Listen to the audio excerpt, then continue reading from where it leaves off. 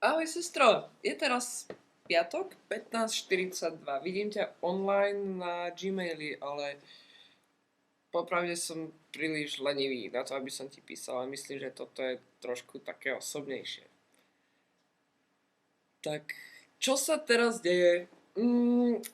Je tu kopec špinavého riadu, naši sú preč, o tom vieš. Mali by prísť zajtra. Mm, Tretí deň fičím na cestovine s tuňakom, ale dnes večer ich už dorazím, čo ma veľmi teší. Kým sú naši preč, no tak ja chodím Gockovi trochu čeknúť veci, že jak sa majú Bailey pozrieť a takto, telefóny podvíhať.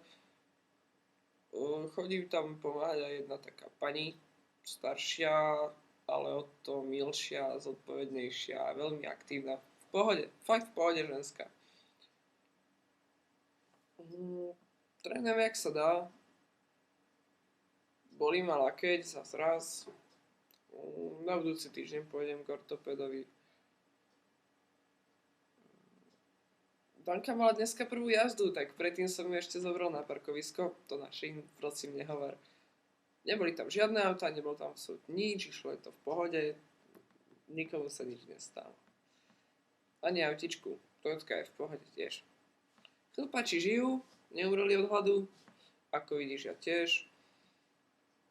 Dnes večer sa konečne začnem učiť taliančinu na maturity. Ideme prebrať prvých 5 maturitných ešte s nejakými šikovnými babami od nás triedy.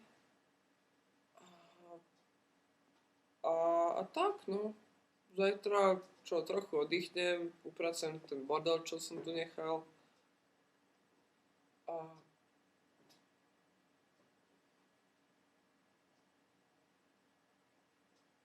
hej, všetko je v pohode. No, tak uvidíme, že čo. Čo sa týka vysokej školy, furt ešte neviem, že akú prihlášku si dám sem. Z Ameriky mi dajú vedieť v začiatkom februára, čo to trepem, začiatkom apríla.